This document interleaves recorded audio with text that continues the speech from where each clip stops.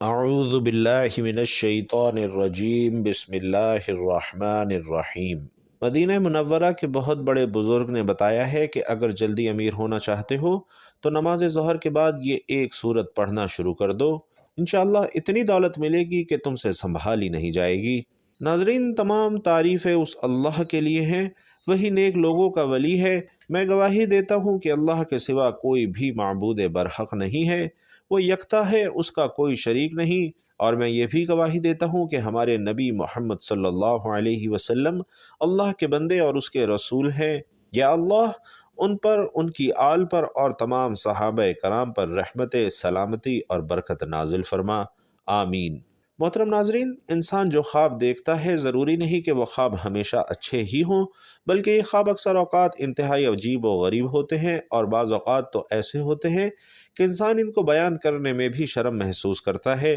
یاد رہے کہ خواب اچھا ہو یا برا ہو، خواب خواب ہی ہوتا ہے اور اس کی کوئی نہ کوئی تعبیر بھی ضرور ہوتی ہے۔ بعض اوقات اچھے خوابوں کی تعبیر اچھی نہیں ہوتی، جبکہ برے خوابوں کی تعبیر اچھی ہو جاتی ہے۔ اس لیے خواب کو برا نہیں سمجھنا چاہیے، بلکہ اہل علم سے ان کی تعبیر پوچھ لینی چاہیے۔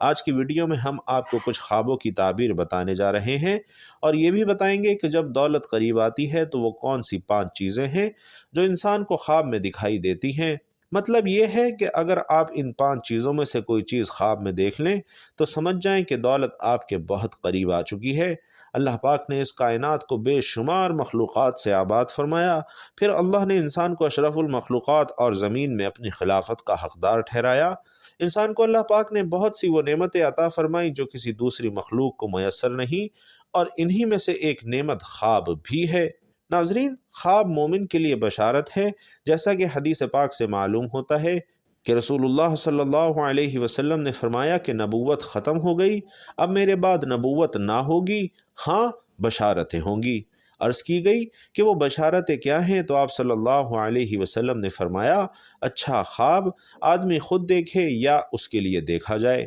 ناظرین، کبھی خواب مستقبل میں پیش آنے والے کسی واقعے کی خبر دیتا ہے، جیسا کہ سورہ یوسف میں اللہ پاک نے فرمایا کہ یاد کرو جب یوسف نے اپنے باپ سے کہا کہ اے میرے باپ، میں نے 11 تارے اور سورج اور چاند دیکھے، انہیں اپنے لیے سجدہ کرتے دیکھا۔ بہت سے خواب ہمارے خیالات، خدشات، حالات، رجحانات کی وجہ سے بھی ہمیں دکھائی دیتے ہیں، اور ان میں بہت سو کی کوئی تعبیر بھی نہیں ہوتی، لیکن یاد رہے کہ انبیاء کا خواب اللہ کی جانب سے وحی ہوا کرتا ہے، اور اس میں شک کی کوئی گنجائش نہیں، بلکہ اس سے حاصل ہونے والا علم بھی یقینی علم ہوتا ہے، اور وحی کی ایک قسم خواب بھی ہے۔ ام المومنین حضرت عائشہ صدیقہ رضی اللہ تعالی عنہا فرماتی ہیں کہ رسول اللہ صلی اللہ علیہ وسلم پر وحی کی ابتدا اچھے خوابوں سے ہی ہوئی۔ عام انسان کے خواب سے حاصل ہونے والا علم یقینی نہیں ہوتا۔ خواب کی 3 صورتیں ہو سکتی ہیں: انسانی خیالات کہ انسان دن بھر جو سوچتا ہے وہی رات کو خواب میں دیکھتا ہے۔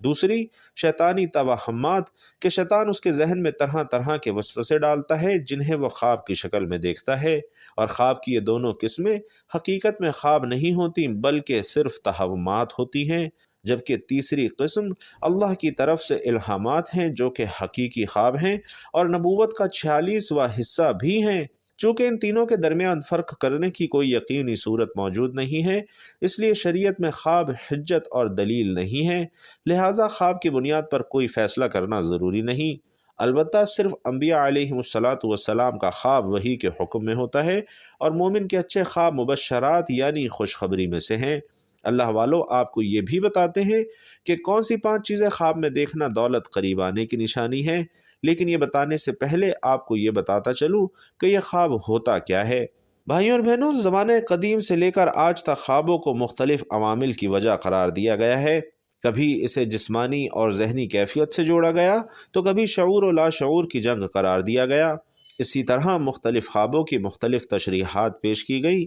انسان اکثر اوقات نیند کی حالت میں بہت سی ایسی چیزیں دیکھتا ہے جو بیداری اور جاگنے کی حالت میں وہ نہیں دیکھ سکتا، اور عرف عام میں اس کو خواب کے لفظ سے تعبیر کیا جاتا ہے۔ خلاصہ تفاسیر میں ہے کہ خواب میں قسم سے نکل کر اور عالم سفلی میں سیر کرتی ہے، اور وہ دیکھتی ہے جو جاگنے میں نہیں دیکھ سکتی، اور اسے حشر روحانی کہنا چاہیے۔ یاد رہے کہ حصے جسمانی صرف حاضر پر حاوی ہو سکتی ہے اور حصے روحانی حاضر اور غائب دونوں کا ادراک اور احساس کرتی ہے، اور اسی لیے خواب میں ایسا احوال اور کیفیات مشاہدے میں آتی ہیں جن سے خود خواب دیکھنے والے کو بڑی حیرت ہوتی ہے۔ کبھی مسرت انگیز، کبھی خوفناک تصویریں ذہن میں ابھرتی ہیں، اور بیداری کے ساتھ ہی یہ تمام کہانی یک لخت مٹ جاتی ہے۔ قرآن کے متعدد مقامات میں مختلف نوعیتوں سے خواب کا تذکرہ کیا گیا ہے، اور احادیث میں رسول اکرم صلی اللہ علیہ وسلم نے اس کی تفصیل بیان فرمائی ہے، جس سے معلوم ہوتا ہے کہ خواب کا وجود حق ہے۔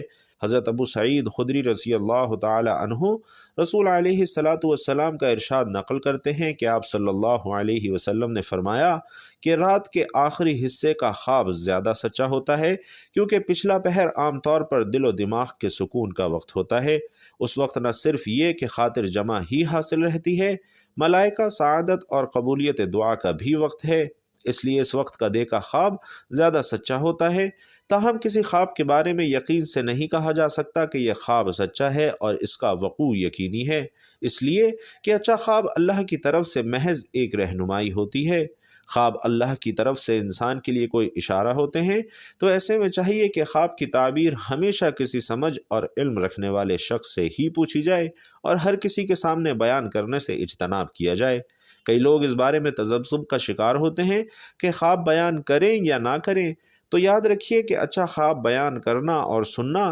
دونوں سنت سے ثابت ہیں۔ ہمارے پیارے آقا صلی اللہ علیہ وسلم صبح کے وقت صحابہ کرام سے پوچھتے کہ اگر تم میں سے کسی نے رات کو کوئی خواب دیکھا ہے تو بیان کرے۔ صحابہ کرام میں سے کوئی اپنا خواب بیان کرتا تو آپ صلی اللہ علیہ وسلم اس کی تعبیر ارشاد فرماتے۔ لیکن ناظرین یاد رکھیے کہ خواب ہر ایک کے سامنے بیان نہیں کرنا چاہیے۔ بعض اوقات غلط شخص کو اپنا خواب بیان کرنے سے نقصان بھی ہو سکتا ہے۔ چنانچہ تفسیر صراط الجنان میں ہے کہ انسان جب کوئی اچھا خواب دیکھے تو اس کے بارے میں صرف اس شخص کو خبر دے کہ جو اس سے محبت رکھتا ہو یا پھر عقل مند ہو اور اس سے حسد نہ رکھتا ہو، اور اگر برا خواب دیکھے تو اسے کسی سے بیان نہ کرے۔ اسی طرح صحیح بخاری اور صحیح مسلم میں ہے کہ نبی کریم صلی اللہ علیہ وسلم ارشاد فرماتے ہیں، اچھا خواب اللہ پاک کی طرف سے ہوتا ہے۔ جب تم میں سے کوئی پسندیدہ خواب دیکھے تو اس کا ذکر صرف اسی سے کرے جو اس سے محبت رکھتا ہو، اور اگر ایسا خواب دیکھے جو اسے ناپسند ہو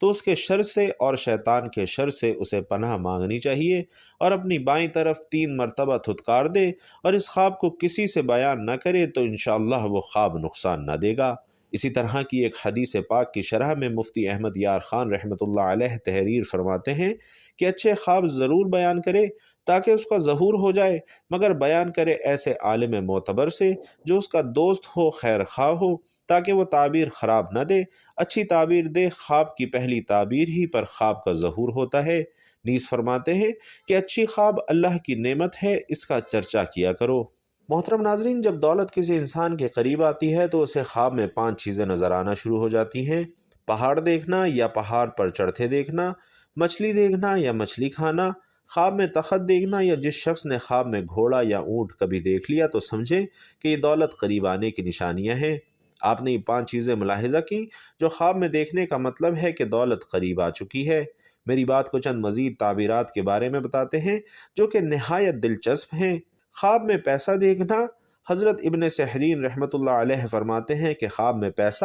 جنگ اور خوشامد ہے۔ اگر دیکھیں کہ کسی کے پاس پیسہ ہے تو وہ کسی سے جھگڑا کرے گا، اور اگر دیکھیں کہ اس کے پاس بہت پیسہ ہے تو یہ دلیل ہے کہ وہ سخت غم میں مبتلا ہے۔ حضرت ابن سیرین رحمۃ اللہ علیہ فرماتے ہیں کہ اگر دیکھیں کہ اس نے حج کیا تو حق تعالیٰ اس کے نصیب میں حج کرے گا، اگر بیمار یہ خواب دیکھے تو شفا پائے گا، اگر قرض دار دیکھے تو قرض سے نجات پائے گا، اگر مسافر دیکھے تو وطن کو سلامتی سے واپس آئے گا۔ اسی طرح خواب میں قرآن مجید کا دیکھنا، حضرت ابن سیرین رحمۃ اللہ علیہ فرماتے ہیں کہ خواب میں مصحف کی تعویل علم اور حکمت ہے۔ اگر دیکھیں کہ اس نے مصحف خریدا ہے، دلیل ہے کہ طالب علم اور دانش مند ہوگا۔ اگر دیکھیں کہ مصحف کو آگ میں جلایا ہے تو یہ فعل اس کے دین کی فساد پر دلیل ہے۔ حضرت ابراہیم کرمانی رحمۃ اللہ علیہ فرماتے ہیں کہ اگر دیکھیں اس نے مصحف کھول کر سر اور آنکھوں پر رکھا ہے تو یہ دلیل ہے کہ سب کام اندازے کے ساتھ کرے گا اور شہر کا والی بنے گا۔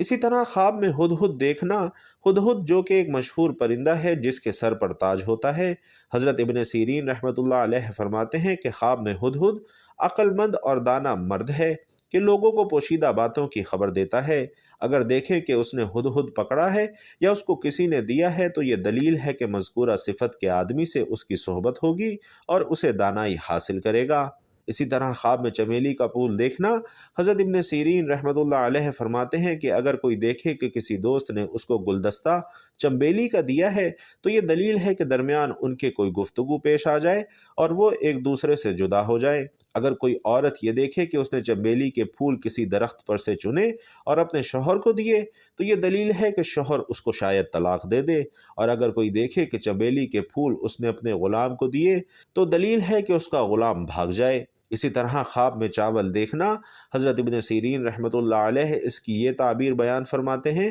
کہ خواب میں چاول دیکھنا مال ہے۔ حضرت ابراہیم کرمانی رحمۃ اللہ علیہ فرماتے ہیں کہ اگر کوئی شخص خواب میں دیکھے کہ پکے ہوئے چاول کھاتا ہے تو دلیل ہے کہ مراد انشاءاللہ پوری ہوگی اور خیر اسی کو پہنچے گی۔ اسی طرح خواب میں اگر دودھ دیکھتے ہیں تو حضرت دانیال علیہ السلام نے فرمایا کہ میں نے تازہ دودھ اور خوب شیریں ذاتی مال پر دلیل ہے، اور اگر ترش ہے تو اس کی تعویل اول کے خلاف ہے، اور اگر دیکھیں کہ تازہ دودھ پیا ہے تو دلیل ہے کہ اسی قدر حلال مال پائے گا۔ اسی طرح کوئی بندہ خواب میں شراب پیتا ہے تو حضرت ابن سیرین رحمۃ اللہ علیہ فرماتے ہیں کہ شراب کی تعبیر مال حرام پر ہے۔ اگر کوئی خواب میں دیکھے کہ شراب پی کر مست ہوا ہے تو یہ دلیل ہے کہ مستی کے مطابق عزت اور رتبہ پائے گا، اور دیکھیں کہ بغیر شراب پیے مست ہوا ہے تو دلیل ہے کہ اس کو بڑا خوف اور دہشت پہنچے گا۔ ہر انسان، خواہ مرد ہو یا عورت، بلا تخصیص نسل، ملت اور مذہب، اسے کبھی کبھار مسائل اور مشکلات کا سامنا کرنا ہی پڑ جاتا ہے،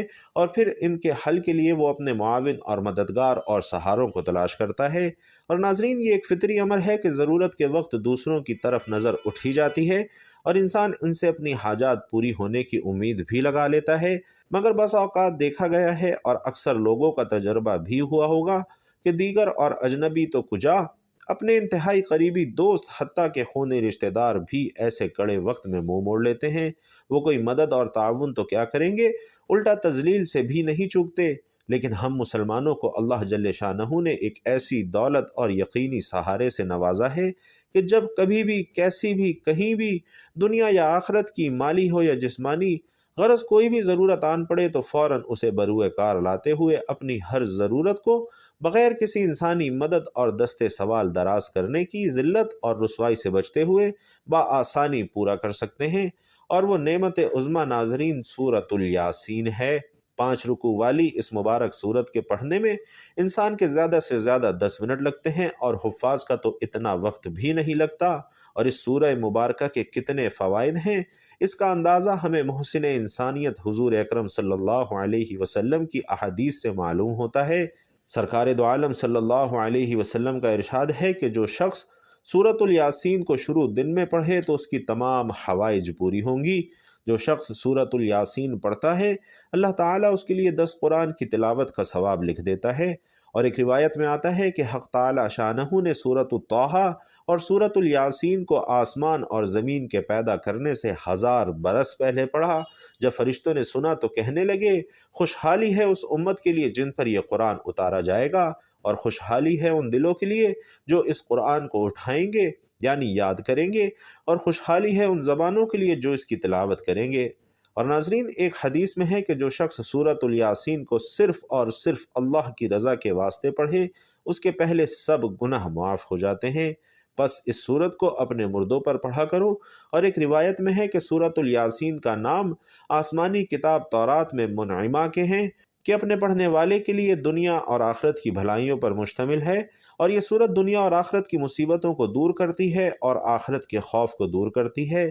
اس سورت کا نام رافعہ خافضہ بھی ہے، یعنی مومنوں کے رتبے بلند کرنے والی اور کافروں کو پست کرنے والی۔ اور ایک روایت میں ہے کہ حضور علیہ الصلاۃ والسلام نے فرمایا کہ میرا دل چاہتا ہے کہ سورۃ الیاسین میرے ہر امتی کے دل میں ہو۔ اور ایک روایت میں ہے کہ جس نے سورۃ الیاسین کو ہر رات میں پڑھا پھر مر گیا تو گویا شہید مرا۔ اور ایک اور روایت میں ہے کہ جو شخص سورۃ الیاسین کو پڑھتا ہے اس کی مغفرت کر دی جاتی ہے، جو بھوک کی حالت میں پڑھتا ہے وہ سیر ہو جاتا ہے، جو راستہ گم ہو جانے کی وجہ سے پڑھتا ہے وہ راستہ پا لیتا ہے، جو شخص جانور کے گم ہو جانے کی وجہ سے پڑھتا ہے تو وہ اپنا جانور پا لیتا ہے، اور جو ایسی حالت میں پڑھے کہ کھانا کم ہو جانے کا خوف ہو تو وہ کھانا کافی ہو جاتا ہے، جو ایسے شخص کے پاس پڑھے جو نزا کی حالت میں ہو تو اس پر نزا کی کیفیت میں آسانی ہو جاتی ہے، اور حالت ولادت والی عورت پر پڑھنے سے اس کی ولادت میں سہولت کر دی جاتی ہے۔ اسی طرح جب کسی بادشاہ یا دشمن کا خوف ہو اور اس کے لیے یہ سورۃ الیاسین پڑھی جائے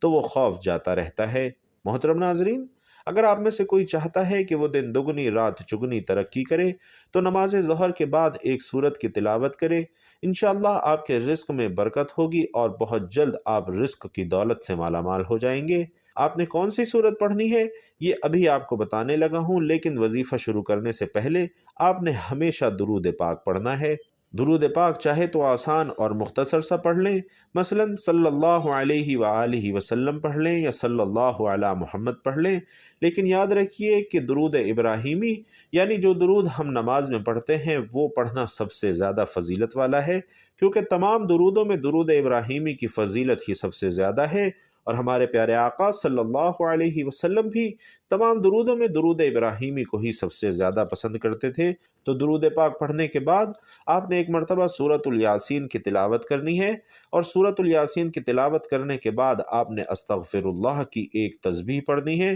اور یہ تسبیح پڑھنے کے بعد آپ نے دوبارہ سے درود پاک پڑھنا ہے جو آپ نے عمل کے شروع میں پڑھا تھا۔ محترم ناظرین، یہ عمل کرنے سے آپ کے رزق میں انشاءاللہ بہت ہی زیادہ برکت ہوگی، کیونکہ سورۃ الیاسین کی فضیلت کے بارے میں تو سبھی لوگ جانتے ہیں۔ حضرت انس رضی اللہ تعالیٰ عنہ سے روایت ہے کہ رسول اللہ صلی اللہ علیہ وسلم نے فرمایا کہ ہر چیز کے لیے دل ہوتا ہے، اور قرآن کا دل سورۃ الیاسین ہے، اور جس شخص نے سورۃ الیاسین کی تلاوت کی تو اللہ اس کے لیے 10 بار قرآن پڑھنے کا ثواب لکھے گا۔ اللہ تعالی ہم سب کو کامل یقین کے ساتھ اس پر عمل کرنے کی توفیق عطا فرمائے، آمین یا رب العالمین۔ اور ناظرین، آپ میں سے جو کوئی بھی ہماری خصوصی اجتماعی دعا میں یہ چاہتا ہے کہ اس کا نام لے کر دعا کی جائے تو اپنا نام اور کہاں سے آپ مخاطب ہیں وہ کمنٹ باکس میں ضرور لکھ دیجئے گا، انشاءاللہ ہماری خصوصی اجتماعی دعا میں آپ کا نام لے کر آپ کے لیے دعا کی جائے گی۔ اللہ پاک تمام مسلمان بھائی بہنوں کی تمام حاجات کو پورا فرمائے